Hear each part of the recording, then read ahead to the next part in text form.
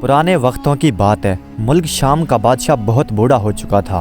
اس کا کوئی بیٹا نہیں تھا، بس ایک بیٹی تھی جو تقریباً نیم پاگل سی تھی۔ جب وہ ہنسنے لگتی تو مسلسل ہنستی ہوئی چلی جاتی۔ اسے لاکھ منع کرو یا روکو وہ رکتی نہیں تھی اور پھر خود ہی خاموش ہو جاتی، اور پھر جب وہ رونے لگتی تو کئی گھنٹے مسلسل روتی ہی رہتی۔ اور اسی طرح جب اسے غصہ آ جاتا تو ملازموں اور نوکروں کی شامت آ جاتی۔ وہ کوڑا اٹھا کر انہیں مارنے پیٹنے لگ جاتی، اور جب تک وہ خود نہ تھک جاتی تب تک رکتی نہیں تھی۔ اور پھر جب اسے شکار کا دورہ پڑتا تو وہ کئی مہینے جنگل میں شکار کے لیے گزار دیتی۔ اور پھر جب اسے فیاضی کا دورہ پڑتا تو وہ اپنے نوکروں اور کنیزوں اور محل کے سامنے سے گزرنے والے لوگوں کو اس طرح سے وہ دولت بانٹتی کہ دیکھتے ہی دیکھتے نہایت غریب لوگ بہت بڑے رئیس بن جاتے۔ بادشاہ اس کی ایسی عجیب و غریب حرکتوں کی وجہ سے نہایت پریشان رہتا، اور ملک شام کے لوگ بھی اسے پاگل شہزادی کہتے۔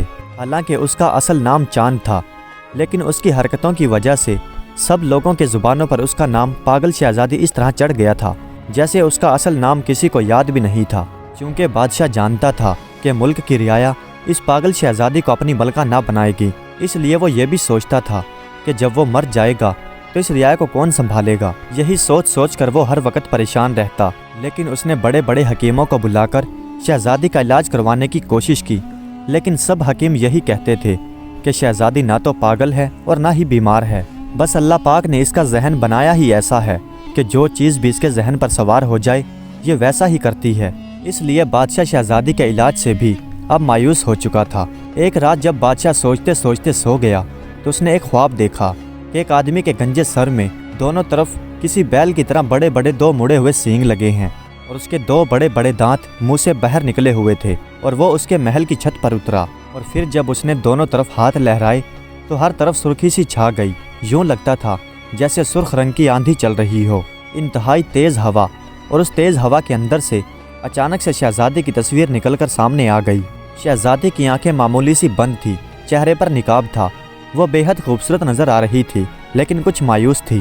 اس کے فوراً بعد ہی خواب کا منظر بدل گیا، یوں لگا جیسے شہزادی نے ایک عام سا لباس پہن رکھا ہے اور کسی آدمی نے اس کے دونوں بازو پکڑ کر اسے پیچھے سے جکڑ رکھا ہے، اور ایک بڑی مونچھوں والا آدمی ہاتھ میں ایک خنجر لیے شہزادی کو مارنے کے لیے تیار ہے۔ یہ دیکھ کر بادشاہ کے منہ سے بے اختیار چیخ نکل گئی اور اس کی آنکھیں کھل گئی۔ وہ گھبرا کر بستر پر اٹھ کر بیٹھ گیا، اس کا منہ خوف سے پھٹا ہوا تھا۔ اس کی آواز سن کر ایک دربان دوڑتا ہوا اس کے قریب آیا اور بولا، بادشاہ سلامت، یہ آپ کی چیخ تھی۔ درباری نہایت حیران ہو کر بولا، ہاں، ہم کوئی برا خواب دیکھ رہے تھے۔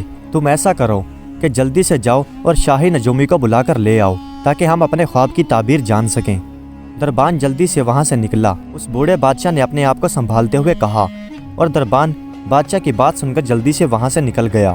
بادشاہ نے اپنے چہرے پر نقاب کیا اور اپنے خوابگاہ سے نکل کر وہ اس کمرے میں آ گیا جہاں وہ اپنے خاص لوگوں سے بات کیا کرتا تھا۔ پھر جب تک شاہی نجومی وہاں نہ آیا تو بادشاہ اس کمرے میں ٹہلتا رہا۔ پھر شاہی نجومی کمرے میں داخل ہوا اور بولا، حکم سرکار، آپ نے آدھی رات کے وقت مجھے یاد فرمایا ہے۔ شاہی نجومی نے انتہائی پریشان ہو کر پوچھا، ہاں شاہی نجومی، ہم نے ایک برا خواب دیکھا ہے اور ہم اس کی تعبیر جاننا چاہتے ہیں۔ بادشاہ نے ایک کرسی پر بیٹھتے ہوئے روبدار انداز میں کہا، کیسا خواب بادشاہ سلامت، ذرا تفصیل سے بتائیے۔ شاہی نجومی فرش پر بیٹھتے ہوئے بولا۔ پھر نجومی اپنا بستہ کھولنے لگا اور بادشاہ بھی اپنے خواب سنانے لگا۔ ابھی معلوم ہو جاتا ہے بادشاہ سلامت کہ اس خواب کی کوئی تعبیر بھی ہے یا کوئی ایسے ہی خواب تھا۔ اور وہ بستے میں سے ایک کاپی نکال کر اس پر اس نے کچھ لکھنا شروع کر دیا، اور وہ مسلسل لکھتا رہا اور نہ جانے اس نے 2 صفحوں پر کیا کچھ لکھ ڈالا۔ پھر اس نے وہ کاپی بند کی اور بستے کو بند کرنے لگا۔ کیا ہوا شاہی نجومی، تم نے کچھ بتایا نہیں؟ بادشاہ سلامت، اگر آپ مجھے جان کی امان دیں گے تب میں آپ کو بتاؤں گا۔ ہم نے تمہیں جان کی امان دی، بادشاہ نے کہا۔ شاہی نجومی بولنے لگا، تو سنیے بادشاہ سلامت، آسمان سے جو بڑے سینگوں والا آدمی اترا تھا وہ ایک جادوگر ہے، اور اس کے ہاتھ ہلانے پر ایک سرخ آندھی چلنے لگی تھی۔ وہ ایک بہت بڑا جادوگر ہے اور اس کا نام کاشام جادوگر ہے۔ وہ نہایت مغرور اور ظالم ہے، اور آپ کی سلطنت پر اترنے اور آندھی چلنے کا مطلب یہ ہے کہ وہ شہزادی سے شادی کرنا چاہتا ہے، لیکن شہزادی نے انکار کر دیا۔ پھر اس نے غصے میں آ کر اپنے چیلے بھیجے ہیں تاکہ شہزادی کو مار ڈالا جائے۔ شاہی نجومی نے جواب دیا، بس یہی خواب کی تعبیر ہے۔ پھر بادشاہ نے اپنے ہونٹ چباتے ہوئے کہا، کیا کسی عمل سے شہزادی کی جان بچائی جا سکتی ہے؟ پھر نجومی بولا کہ بادشاہ سلامت، अगर शहजादी जादूगर से शादी करने के लिए तैयार भी हो जाए तब भी शहजादी की शादी नहीं हो सकती, क्योंकि जादू देवता ने काशाम जादूगर को इजाज़त नहीं देनी, क्योंकि वो निहायत गुस्सावर जादूगर है। उसने सारा गुस्सा शहजादी पर उतारना है और उसे मार डालना है। अगर शहजादी शादी से इनकार करती है तो काशाम जादूगर के चेले आकर उसे मार डालेंगे। बादशाह ने बड़े गुस्से भरे लहजे में कहा कि उस सींगों वाले जादूगर को हलाक नहीं किया जा सकता। नजूमी बोला कि बादशाह सलामत वो बादलों में कहीं रहता है, इसलिए उसे कोई मारने का सोच भी नहीं सकता। अगर उसे कोई मारने की कोशिश भी करेगा तो वो उसे जलाकर राख कर देगा। शाही नजूमी ने जवाब देते हुए कहा। बादशाह ने उसकी बात सुनी और हाँ में सर हिला दिया। फिर बादशाह ने कहा कि ठीक है, तुम यहाँ से जा सकते हो। फिर शाही नजूमी तेजी के साथ उस कमरे से निकल गया। फिर बादशाह और भी ज्यादा परेशानी के आलम में उस कमरे में टहलने लगा। उसके जहन में कोई ऐसी तरकीब नहीं आ रही थी कि जिससे शहजादी को उस सींगों वाले जादूगर से बचाया जा सके। इसी तरह सोचते और टहलते हुए सुबह हो गई। सुबह होते ही बादशाह ने अस्तबल से अपना शाही घोड़ा मंगवाया और घोड़े पर सवार होकर वो बहुत तेजी के साथ शहर से मगरबी इलाके की तरफ पहाड़ों में पहुंच गया। वह निहायत वीरान पहाड़ थे। बादशाह ने घोड़े को किसी चट्टान से बांधा और खुद एक पहाड़ पर चढ़ने लगा। काफ़ी ऊपर जाकर वो एक गार के दहाने पर रुक गया, जिसके करीब एक बड़ा सा पत्थर मौजूद था, जिससे गार का मुंह बंद हो चुका था। पत्थर इतना बड़ा और भारी था कि अकेला बादशाह तो क्या, 10 आदमी भी मिलकर उसे हिला भी नहीं सकते थे। मेरे दोस्त बहराम, देखो कि तुमसे मिलने कौन आया है। बादशाह ने उस पत्थर के करीब जाकर कहा। कौन बादशाह? और बादशाह को मुझसे मिलने की जरूरत क्या पड़ी? उस गार के अंदर से एक लरसती हुई एक बूढ़े आदमी की आवाज़ सुनाई दी। बादशाह ने कहा कि मैं बादशाह की हैसियत से नहीं बल्कि तुमसे दोस्ती की हैसियत से मिलने के लिए आया हूँ। बादशाह ने इतना कहा तो वो बड़ा सा पत्थर उस गार के सामने से हट गया और गार के अंदर दाखिल होने का दरवाज़ा खुल गया। बादशाह गार के अंदर दाखिल हुआ तो बादशाह ने गार के एक कोने में एक मुसल्ले पर एक बूढ़े आदमी को बैठे हुए देखा। तुमने दोस्ती का हवाला दिया है बादशाह, इसलिए मैंने तुम्हें अंदर बुला लिया है, वरना तुम किसी सूरत भी अंदर नहीं आ सकते थे। यहाँ तख्त तो नहीं है, लेकिन तुम्हें इस ज़मीन पर ही बैठना होगा। बादशाह चुपचाप चट्टाई पर बैठ गया। बहराम, हम और तुम बचपन में किस तरह एक साथ खेलते रहे हैं। फिर जब मैं बादशाह बना तो मैंने तुम्हें अपना वजीर बना लिया और तुमने मुझे कितने अक्लमंदी वाले अच्छे अच्छे मशवरे दिए। फिर अचानक तुम्हारा दिल इस दुनिया से अलग हो गया और तुम सारी दुनिया को छोड़कर दुनिया से अलग होकर इस गार में आकर बैठ गए और इबादत करने लगे। मैंने तुम्हारी कितनी मिन्नतें की कि तुम वापस आ जाओ, लेकिन तुमने मेरी एक न मानी। लेकिन आज फिर मुझे तुम्हारी ज़रूरत पड़ी है। बादशाह ने कहा, क्या मतलब? तुम चाहते हो कि मैं फिर से तुम्हारा वजीर बन जाऊं? उस दरवेश आदमी ने निहायत गुस्से भरे अंदाज में कहा, नहीं, मुझे यकीन है कि तुम ऐसा हरगिज़ नहीं करोगे। वजीर आज़म तो दूर, तुम्हें अगर बादशाह भी बनाया जाए तो तुम फिर भी ऐसा काम नहीं करोगे। बादशाह ने कहा। फिर दरवेश बोला, तुमने ठीक कहा बादशाह कि जो सुकून अल्लाह ताला की याद में मिलता है वो बादशाह बनकर भी नहीं मिलता। अगर ऐसा नहीं है तो मैं तुम्हारी क्या मदद कर सकता हूँ? मुझसे ज़्यादा तो मेरी चांद बेटी को तुम्हारी ज़रूरत है। बादशाह ने कहा, वो निहायत परेशानी में है। ओह, वो तो बहुत मासूम सी लड़की है, उसे क्या हुआ? बादशाह ने पहले शहजादी की फितरत के बारे में बताया और फिर अपने उस रात वाले ख्वाब और शाही नजूमी की उस ख्वाब की ताबीर की सारी तफसील से आगाह किया। मैं समझता हूँ तुम्हारी बात। शाही नजूमी ने जो कुछ भी बताया है वो सब कुछ दुरुस्त है, लेकिन शहजादी तो मासूम और बेकसूर है। लेकिन उसे किस बात की सज़ा मिलेगी? ज़रा ठहरो, मैं अभी तुम्हें इसका कुछ हल बताता हूँ। दरवेश बहराम ने आंखें बंद कर लीं और फिर कुछ पढ़ने लगा। जब चंद लम्हों बाद उसने आंखें खोली तो उसकी आंखें चमक से लहरा रही थीं। दरवेश बहराम ने कहा कि बादशाह, शहजादी की जान बचाने का एक ही तरीका है कि किसी तरह से उस सींगों वाले जादूगर का खात्मा कर दिया जाए। बादशाह ने कहा, मगर वो कैसे? उसे मारना तो नामुमकिन है, वो तो बादलों में रहता है और शाही नजूमी के मुताबिक जो भी उसे मारने की कोशिश करता है वो उसे जलाकर राख कर देता है। दरवेश बहराम ने कहा, हाँ बिल्कुल ऐसा ही है, लेकिन अब तुम ऐसा करो कि वापस अपने महल में चले जाओ।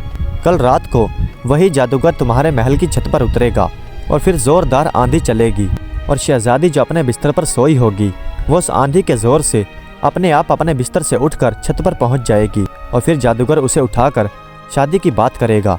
इस पर शहजादी इनकार कर देगी और शहजादी को गुस्सा आ जाएगा। शहजादी ना सिर्फ इनकार करेगी बल्कि उसे मारने की कोशिश करेगी, जिससे वो जादूगर उड़ता हुआ दोबारा बादलों में चला जाएगा। इसके बाद शहजादी दोबारा अपने कमरे में पहुंच जाएगी और सुबह उठकर वो यही समझेगी कि उसने कोई बुरा ख्वाब देखा है। और फिर अगले दिन ऐन दोपहर के वक्त 2 आदमी उसके कमरे में दाखिल होंगे। ये दोनों आदमी उस काशाम जादूगर के चेले हैं। तुम उसी वक्त अपने 4 बहादुर आदमियों को उसी कमरे में छुपाकर खड़ा कर देना। उनमें से एक शहजादी को पकड़ेगा और दूसरा खंजर के साथ उसे मारने की कोशिश करेगा। तुम उस वक्त तक कोई मुदाखलत ना करना जब तक कि वो शहजादी को मारने के लिए तैयार ना हो जाएं। उसके बाद फ़ौरन तुम्हारे बहादुर बड़ा सा मजबूत जाल लेकर आगे बढ़ें और उन्हें जाल में कैद कर लें, और उन्हें कैद में पकड़ने के फ़ौरन बाद तुम्हारे बाग के बड़े से कुएं में उन्हें लटका दें। इस तरह वो बेबस हो जाएंगे और वो काशाम जादूगर ये सब कुछ देख रहा होगा। जब वो देखेगा कि उसके चेलों के साथ ऐसा हुआ है तो वो बहुत गुस्से में आ जाएगा और चीखता चिल्लाता उसी बाग में पहुंच जाएगा। उस वक्त तक शहजादी एक नरगस का फूल हाथ में लेकर उसके सामने आ जाए। नरगस के फूल की वजह से काशाम जादूगर उस पर ना ही जादू कर सकेगा और ना ही उसे कोई नुकसान पहुंचा सकेगा। शहजादी किसी तरह से कोशिश करे कि फूल उसके सींग पर मार दे। जैसे ही नरगस का फूल काशाम जादूगर के किसी भी सींग पर लगेगा तो उसका सींग टूटकर ज़मीन पर गिर जाएगा और वो काशाम जादूगर दोबारा बादलों में चला जाएगा, क्योंकि जादूगर के एक सींग के टूटने से उसका आधा जादू ख़त्म हो जाएगा और उसे दोबारा आधा जादू हासिल करने के लिए बहुत ज़्यादा इबादत करना पड़ेगी। उसके बाद तुम उसके चेलों को आग में डाल देना। जैसे ही उन्हें आग में डाल दिया जाएगा, उनकी चीखों पुकार सुनकर काशाम जादूगर दोबारा नीचे उतरने पर मजबूर हो जाएगा। उस वक्त तक शहजादी नरगस का दूसरा फूल उसके दूसरे सींग पर मार दे तो उससे उसका दूसरा सींग भी टूट जाएगा और ऐसे उसका सारा जादू खत्म हो जाएगा। इसके बाद वो तलवार निकालकर शहजादी पर हमला करेगा। शहजादी किसी तरह से उसका मुकाबला करे और अगर शहजादी जीत गई तो काशाम जादूगर हलाक हो जाएगा और इस तरह शहजादी का दिमाग भी हमेशा के लिए ठीक हो जाएगा। और अगर शहजादी हार गई तो दोबारा काशाम जादूगर के सींग हवा में उड़कर उसके सर पर लग जाएंगे और फिर जादूगर अपने चेलों के साथ हवा में उड़ता हुआ वहाँ से चला जाएगा। बस यही एक तरीका है और इसके अलावा कोई दूसरा तरीका नहीं। लेकिन ये बता दूं कि शहजादी उस जादूगर का मुकाबला करने के लिए कोई लोहे का हथियार इस्तेमाल नहीं कर सकती, बहराम दरवेश ने कहा। फिर बादशाह ने कहा कि अगर शहजादी उस जादूगर का मुकाबला करने के लिए राज़ी ना हुई तो फिर क्या होगा, क्योंकि शहजादी तो अपनी मर्ज़ी की मालिक है, और अगर शहजादी लोहे के हथियार से उसका मुकाबला नहीं करेगी तो फिर वो कैसे उसका मुकाबला कर पाएगी। दरवेश ने कहा कि ये लो, ये तस्बीह ले जाओ और जाकर सोती हुई शहजादी के जिस्म के साथ लगा दो। इससे शहजादी को उस जादूगर से इतनी नफरत हो जाएगी कि वो खुद व खुद उससे मुकाबला करने के लिए तैयार हो जाएगी। दरवेश बहराम ने कहा और फिर मुसल्ले के करीब रखी हुई तस्बीह उठाकर बादशाह को दे दी। बादशाह वो तस्बीह लेकर गार से बाहर आ गया। थोड़ी देर बाद वो घोड़े पर बैठा और तेज़ी के साथ अपने महल की तरफ चला जा रहा था।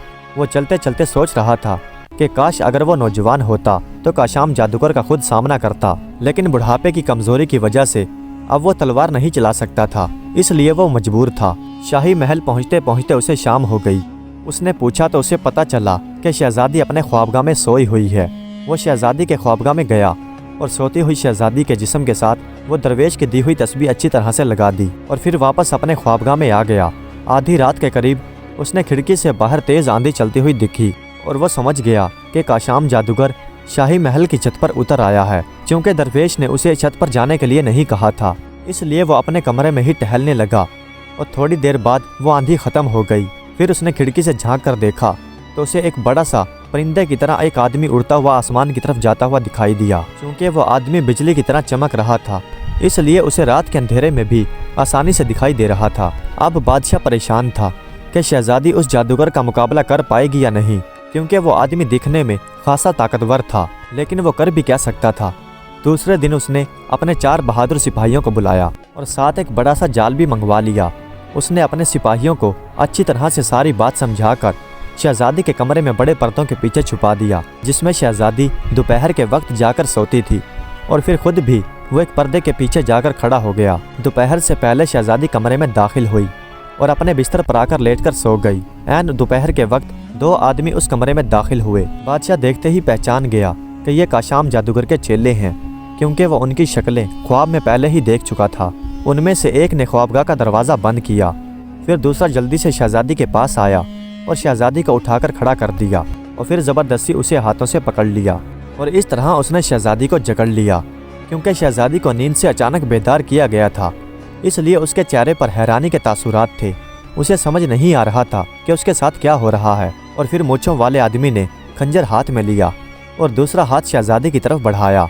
वो खंजर के साथ शहजादी पर वार करने ही वाला था कि ऐन उसी लम्हे وہ 4 بہادر سپاہی اچانک نکلے اور بڑے سے جال میں ان دونوں کو جکڑ لیا اور پھر اس جال کے سمیت اس کمرے سے گھسیٹتے ہوئے ایک باغ میں لے آئے اور پھر اس جال کے ساتھ ہی انہیں ایک بڑے سے کنویں میں لٹکا دیا۔ بادشاہ بھی پردے کے پیچھے سے نکل کر سامنے آ گیا۔ شہزادی نے بادشاہ کو دیکھ کر پوچھا، ابا حضور یہ کون تھے اور یہ میرے ساتھ ایسا کیوں کر رہے تھے؟ شہزادی نے حیران ہو کر پوچھا، یہ اس سینگوں والے جادوگر کے چیلے تھے جو تم سے شادی کرنا چاہتا تھا۔ بادشاہ نے شہزادی کو سمجھایا، او اچھا، تو یہ اس کے چیلے تھے، پھر تو اچھا ہوا کہ سپاہی انہیں لے گئے۔ مجھے اس سینگوں والے جادوگر سے بہت نفرت ہے، اب اگر مجھے کہیں پر نظر آیا تو میں اس کے سینگ اڑا دوں گی۔ شہزادی نے غصے بھرے انداز میں کہا، وہ ابھی اپنے چیلوں کو چھڑانے کے لیے باغ میں آئے گا۔ سنو شہزادی، اگر تم اسے ہلاک کرنا چاہتی ہو تو پہلے کسی طرح سے اس کا ایک سینگ توڑ دو۔ جب تک اس کا سینگ نہیں ٹوٹے گا وہ ہلاک نہیں ہوگا، اور اس کا سینگ اس طرح سے ٹوٹ سکتا ہے کہ تم ایک نرگس کا پھول اس کے سینگ پر مارو۔ بادشاہ نے بتایا، اچھا، پھول سے اس کا سینگ ٹوٹ جائے گا؟ شہزادی نے خوش ہوتے ہوئے کہا، پھر تو میں ضرور اس کا سینگ توڑ دوں گی۔ شہزادی اس کمرے سے نکلی اور دوڑتی ہوئی شاہی باغ میں پہنچ گئی۔ اس نے نرگس کا ایک پھول توڑ کر ہاتھ میں لے لیا۔ اسی وقت آسمان سے ایک کڑاکے کی آواز سنائی دی اور سینگوں والا جادوگر نیچے اترا۔ وہ غصے سے پھنکارتا اور چلا رہا تھا، میں تم سب کو جلا کر راکھ کر دوں گا، تم لوگوں نے میرے چیلوں کو پریشان کیا ہے اور قید کیا ہے۔ کاشام جادوگر نے نہایت غصے بھرے لہجے میں کہا، لیکن شہزادی نے نرگس کا پھول اس کے سینگ پر دے مارا۔ ایک زوردار کڑاکے کی آواز آئی اور کاشام جادوگر کا سینگ ٹوٹ کر نیچے گھاس پر گر گیا۔ پھر کاشام جادوگر چیختا چلاتا وہاں سے اڑا اور پھر دیکھتے ہی دیکھتے آسمانوں میں غائب ہو گیا۔ ارے واہ، یہ تو ایک ہی سینگ ٹوٹنے پر ڈر کر بھاگ گیا، میں تو سمجھی تھی کہ اس کا دوسرا سینگ بھی توڑ دوں گی، شہزادی نے خوش ہو کر کہا۔ ادھر بادشاہ نے الاؤ کا انتظام کروا دیا تھا۔ جیسے ہی کاشام جادوگر اڑ کر ان کی نظروں کے سامنے سے آسمان میں غائب ہوا، اسی وقت بادشاہ کے حکم پر الاؤ میں آگ لگا دی گئی اور سپاہیوں نے وہ کنویں کے اندر لٹکتے ہوئے جال کو کھینچا جس میں کاشام جادوگر کے چیلے تھے، اور کاشام جادوگر کے چیلوں کو اس الاؤ میں جلنے والی آگ میں ڈال دیا۔ اس کے بعد شہزادی نے وہ نرگس کا پھول ہاتھ میں اٹھا لیا جس سے اس نے جادوگر کا سینگ توڑا تھا۔ جیسے ہی جادوگر کے چیلوں کو آگ میں ڈالا گیا، اس بار جادوگر نہایت غصے میں چیختا اور چلاتا زمین پر دوبارہ اترا۔ اس بار اس کے ہاتھ میں تلوار بھی تھی۔ میں تم سب کو ہلاک کر دوں گا، تم نے میرا آدھا جادو بھی ختم کر دیا ہے اور میرے خاص چیلوں کو بھی آگ میں جلا کر ہلاک کر دیا۔ وہ یہ کہہ کر بادشاہ کی طرف حملہ کرنے کے لیے لپکا ہی تھا کہ شہزادی نے وہ نرگس کا پھول اس کے دوسرے سینگ پر دے مارا۔ جیسے ہی وہ پھول اس کے سینگ سے ٹکرایا، ایک زوردار کڑاکا ہوا اور وہ دوسرا سینگ بھی ٹوٹ کر زمین پر آ گرا۔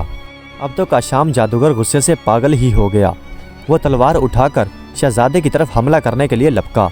تم مجھ پر ہاتھ اٹھا رہے ہو، مجھ پر تمہاری اتنی ہمت؟ یہ سن کر شہزادی کو شدید غصہ آ گیا اور اس قدر اس کا غصہ بڑھ گیا کہ اس نے وہ جادوگر کا سینگ جو ٹوٹ کر زمین پر گر چکا تھا وہ جلدی سے اٹھایا، اور اس سے پہلے کہ جادوگر کی تلوار اس کے اوپر پڑتی اس نے وہ سینگ جادوگر کے سینے میں دے مارا۔ سینگ کا آگے والا نکیلا حصہ جادوگر کے سینے میں جا کر پیوست ہو گیا، جس سے جادوگر زمین پر گر گیا اور اس کے ہاتھ سے وہ تلوار بھی چھوٹ کر زمین پر گر گئی۔ کیونکہ شہزادی بہت زیادہ غصے میں تھی اس لیے شہزادی نے اس کا دوسرا سینگ بھی اٹھایا۔ اس سے پہلے کہ جادوگر دوبارہ اٹھتا، شہزادی نے وہ سینگ مار مار کر اسے شدید زخمی کر دیا۔ کیونکہ جادوگر کے دونوں سینگ ٹوٹ چکے تھے اس لیے اس کا سارا جادو ختم ہو چکا تھا، اس لیے وہ ایک عام آدمی تھا اور شہزادی کا غصہ بڑھتا جا رہا تھا، اور اس وقت وہ غصے میں واقعی پاگل نظر آ رہی تھی۔ اس لیے شہزادی کے ہاتھ اتنی تیزی کے ساتھ چل رہے تھے جیسے کوئی مشین چل رہی ہو، اور اس نے وہ سینگ جادوگر کو مار مار کر اسے بے حال کر دیا۔ اب وہ شہزادی کے آگے ہاتھ جوڑ رہا تھا، گڑ گڑا کر معافیاں مانگ رہا تھا، لیکن شہزادی کا غصہ اس کی عادت کے مطابق گھٹنے کی بجائے بڑھتا ہوا جا رہا تھا۔ اس لیے شہزادی نے اس کی ایک نہ سنی، اور جب تک کہ وہ جادوگر مر نہیں گیا تو شہزادی کا غصہ ٹھنڈا نہیں ہوا۔ اب جادوگر کے مرتے ہی شہزادی ایک طرف گھاس پر بیٹھ گئی، وہ زور زور سے ہانپ رہی تھی۔ اب جادوگر کے مرتے ہی ایک زوردار کڑاکا ہوا اور جیسے آسمان سے ایک آبشار اترتا ہوا دکھائی دیا، اور اس طرح روشنی کا ایک دھارا نیچے آیا اور شہزادی اس روشنی کی زد میں آئی اور ایک چیخ مار کر بے ہوش ہو گئی، اور اس طرح کاشام جادوگر کی لاش دھواں بن کر غائب ہو گئی۔ بادشاہ جو شہزادی کے چیخ مارنے پر بے حد خوش تھا، اب وہ اسے بے ہوش دیکھ کر پریشان ہو گیا۔ اس نے شہزادی کو ہوش میں لانے کی بے حد کوشش کی، لیکن شہزادی ہوش میں نہیں آئی۔ سارے حکیموں نے بھی اپنی کوششیں کر لی۔ آخر کار بادشاہ کو اس بہرام درویش کا خیال آیا۔ وہ پھر اپنے گھوڑے پر سوار ہو کر اسی پہاڑ کی طرف چل پڑا۔ آؤ بادشاہ اندر آ جاؤ۔ بادشاہ کے اس پہاڑ کے قریب پہنچتے ہی غار کے اندر سے آواز آئی اور بادشاہ اندر داخل ہو گیا۔ غار کا دہانہ کھلا ہوا تھا، اس لیے بادشاہ اندر داخل ہو گیا۔ اندر جا کر دیکھا تو وہی درویش ویسے ہی مسلح پر بیٹھا ہوا تھا۔ مبارک ہو بادشاہ، شہزادی نے نہایت بہادری سے کام لیا ہے، چونکہ اس جادوگر پر لوہے کا کوئی ہتھیار کام نہیں کر سکتا تھا، اس لیے سب سے بہتر طریقہ یہی تھا کہ کسی طرح سے اس کے سینگ کو زخمی کر دیا جائے جس سے وہ بے بس ہو جائے۔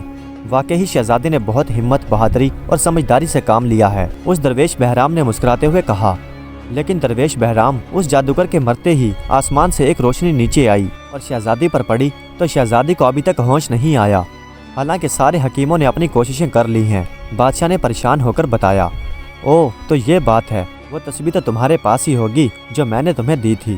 بادشاہ نے کہا، جی بالکل وہ تسبیح ہمارے پاس ہی ہے۔ درویش بولا کہ وہ تسبیح شہزادی کے گلے میں پہنا دینا، اس سے نہ صرف شہزادی ہوش میں آ جائے گی بلکہ وہ بالکل تندرست ہو جائے گی، پھر تم شہزادی کی شادی کر دینا۔ پھر بادشاہ نے درویش سے اجازت لی اور واپس اپنے محل میں آ گیا، اور پھر بادشاہ نے اپنے محل میں پہنچتے ہی وہ تسبیح اپنے خاص کمرے کی الماری سے نکال لی اور شہزادی کے گلے میں لے جا کر ڈال دی۔ شہزادی فوراً ہوش میں آ گئی اور واقعی ہی اس کے ساتھ ہی شہزادی کا سارا پاگل پن بھی دور ہو گیا۔ اس نے رعایا کی اتنی خدمت کی کہ رعایا اس سے بہت زیادہ خوش ہو گئی اور اسے اپنی ملکہ بنانے کے لیے تیار ہو گئی، اور اب رعایا اسے پاگل شہزادی کہنے کی بجائے چاند شہزادی کہنے لگی۔ پھر بادشاہ نے ایک ہمسائے ملک کے خوبصورت اور بہادر شہزادے سے شہزادی کی شادی کر دی، اور خود بادشاہ نے تخت و تاج چھوڑ دیا اور شہزادی ملک شام پر حکومت کرنے لگی، اور رعایا اب اسے چاند شہزادی ہی کہتی تھی۔ شہزادی بھی اس خطاب پر بے حد خوش تھی اور اب وہ اور بھی زیادہ رعایا کی خدمت کرنے لگی۔ اس کا شوہر بھی شہزادی کی طرح رعایا کا ہمدرد اور نیک آدمی تھا، اس لیے پورے شہر میں خوشحالی اور چین و سکون پھیل گیا۔ پیارے دوستو، امید کرتا ہوں کہ آج کی یہ سچی کہانی آپ کو پسند آئی ہوگی۔ اگر ویڈیو اچھی لگی ہو تو کمنٹس میں اپنی رائے کا اظہار ضرور کیجیے گا۔ ہمارے چینل کو سبسکرائب کر دیجیے گا۔ ویڈیو دیکھنے کا بہت بہت شکریہ۔